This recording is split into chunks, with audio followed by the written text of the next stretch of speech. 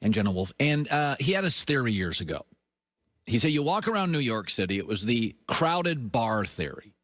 He said, nobody wants to walk into an empty bar. You're with your girl, you're with buddies.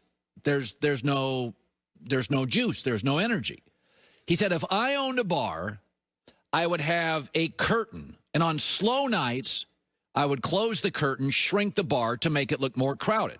And then as people poured in, because people want to be part of momentum. They want to be part of a party. They want energy. They want juice.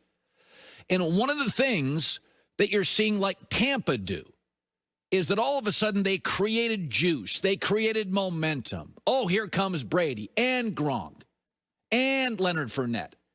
People want to be part of that. Athletes want to be part of that. Matt Stafford chose the Rams because he didn't feel the juice or the energy with New England. He said, I don't want to go to New England. I want to go to the Rams. They're deal makers. Jalen Ramsey, Aaron Donald, they're deal makers. Sometimes you have to create momentum because people want to be part of cool things. So J.J. Watt is now on the market. He gave up $17 million. I'm done.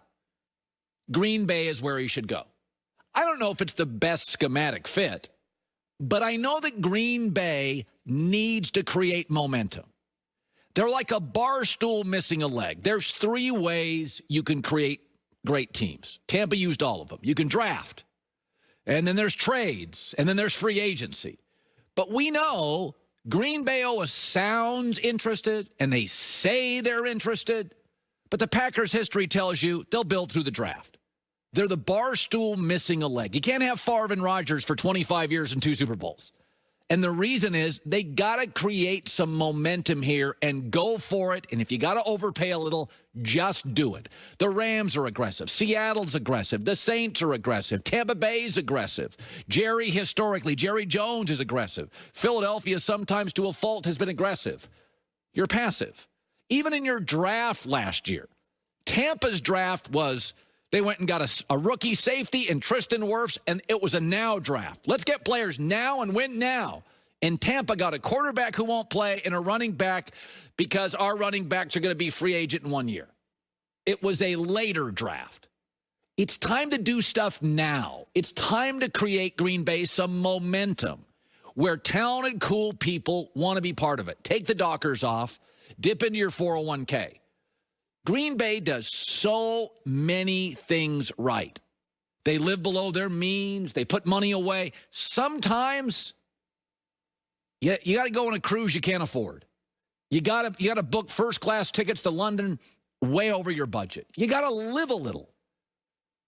I was just talking to a friend the other day. He's taking his family to Hawaii. He goes, we spent way too much North Shore of Hawaii for the house. I said, no, you didn't. I said, what you don't want to do is get there and look at the family that's no better than you, and they're on the beach and you're 7 rows back. That's a lousy vacation. Nobody ever vacations on the beach in Hawaii and goes, you know, I could have saved money. Yeah, the kids are surfing. I got a luau. I could have saved $400. Nobody thinks that. Go for it. You'll figure out a way to make it work. J.J. Watt is perfect for the Packers. He does fit in need. And remember, Aaron Rodgers now is 37. He's not interested in you drafting later players. He wants what Tom's getting, now players, in the draft and in free agency. Gronk doesn't have much left, but he had enough left to make a big catch in the Super Bowl. I think you owe it to Aaron. You owe it to now. I think you have to, symbolically it matters. Motivationally it matters. Be cool. Be the cool bar. Don't walk past Green Bay and always feel like, yeah, not a lot of juice. It's a well-run bar. The drinks are solid. They make enough money to sustain themselves for 20 years. Don't you want to be the bar once in a while where the party's going on? Go get J.J. Watt. Okay, he's a Hall of Fame lock. He's made his money. He wants to play there. A couple years ago, Peter King was interviewing him. They had these inter-squad games. The Texans and Green Bay were going to play like a game a couple days later, a preseason game or something, and they had an inter-squad practice. Here was J.J. Watt, Wisconsin kid, talking about it. I don't get overly emotional for too many things, and today was one of them. I mean, I literally have looked through these fences as a kid and watched practice, watched Brett Favre practice. I've seen the bike tradition. I've stood outside the gates by the players' lot and tried to get autographs. So For me, this was literally a dream that I've had since I was a little kid. And so to be able to walk out on these practice fields and play in the shadows of Lambeau Field, it was pretty special. He's a Packer. By the way, PFF, top 7 at his position in the NFL. Every year he's been in the NFL, he's been top 10 at his position. He's had some injuries. He's kind of expensive, but here's the reality. PFF, 7th best player at his position. Go get him. Make it happen. Create some momentum. Please. Have that third leg to the bar stool just once. Joy with the news. No. Well, the Eagles are still trying to work out a trade for Carson Wentz, but they're not getting the type of deal that they hoped for. According to the Philadelphia Inquirer, a trade hasn't happened yet because the team has not been offered a first-round pick. Now, according to Ron Jaworski, the Colts offered a pair of second-round picks with the possibility of an additional third or fourth-round pick down the road. So the Eagles are finding themselves in kind of a predicament with this Carson Wentz, Jalen Hurts situation. Now, obviously, Indy is the preferred location for Carson Wentz. That's where he'd like to go. Frank Reich is there. He had his best years with Frank Reich. And I think it's a better fit for Carson Wentz. Obviously, everything that's happening in Philadelphia is a bit dysfunctional, as we know from all the stories, but also the media is going to treat him differently. It's a more comfortable situation. They're ready to win right now. It's actually the best move, I think, for both teams, but Philadelphia is trying to hold out for the best deal for the Eagles. Listen, if you get 2 seconds and a third or a fourth, if you trust Jalen Hurts, who was in brief duty pretty impressive, then just go for it. This is... Again, Carson Wentz wants out. It's not perfect. He's very expensive. Listen, you don't know if he's ever going to recover. If he doesn't go to Indianapolis with Frank Reich and he goes to Chicago with Matt Nagy and it doesn't work, then you're going to look back and go, we got 2 seconds and a third and a fourth, 3, 4 potential starters. So to me, this situation is one, you're not going to have a happy ending. Do the best you can, move on, start over. Joy, we have seen franchises, multiple franchises over the last 4 or 5 years. You move on at quarterback. There's a bounty of young talent at quarterback. You got a kid, Jalen Hurts, who's going to get better, not worse. Just get it done. Move forward. This thing is it's just hanging over the franchise in Philadelphia. No, I agree. They're being a bit greedy. And you know how I feel about draft picks anyway. So do a good job in the draft. 2 second-round picks is a healthy deal. You already have your quarterback in waiting in Jalen Hurts. So if you didn't have a quarterback, and for whatever reason things had gotten so bad that you needed to move off of Carson Wentz, then I would understand you holding out for a first-rounder because you don't have a replacement, but you have Jalen Hurts.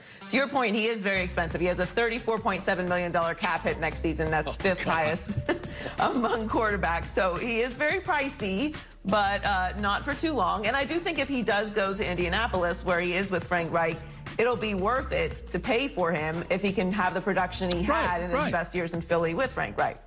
So after working out in front of NFL scouts last week, Trevor Lawrence is set to have surgery on his non-throwing shoulder on Tuesday. So this procedure will keep him out for 5 to 6 months. He is expected to be able to participate in training camp this fall. Urban Meyer suggested that Lawrence move up his pro day and have his surgery earlier so that he would be back in time for training camp. It is his non-throwing arm that he had surgery on, but this is something to me. Obviously, it doesn't change that he's going to be the first pick in the draft and that he's going to start this season, but it's kind of, I'm assuming that the NFL is going to make some adjustments to the training camp situation as opposed to last year where we were very much in the unknown going into the NFL season. The protocols are in place.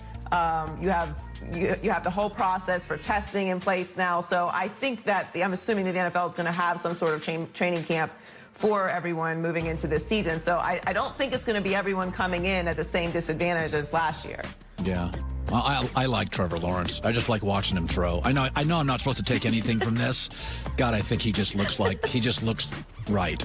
It just on so many levels, his movement. It's funny. Is Greg Cosell said, he goes, he's not more talented than Josh Allen. And I think, and that's not a shot at Trevor Lawrence, I think we're moving into a new era, which is great because we both love football, is that there's Justin Herberts and Josh. I mean, just think in the last couple of years, Justin Herbert, Josh Allen, Patrick Mahomes. We are in a whole new paradigm of quarterback talent, Joy. The kids are bigger, they're stronger, They have better arms. They grow up with better training. They had better nutrition than we did just in the last couple years. Mahomes, Allen, Herbert. They're like freaks. Nobody ran like that at 6'5". No, I mean, so I just think we're just in this unbelievable time that if you love football, the quality of that position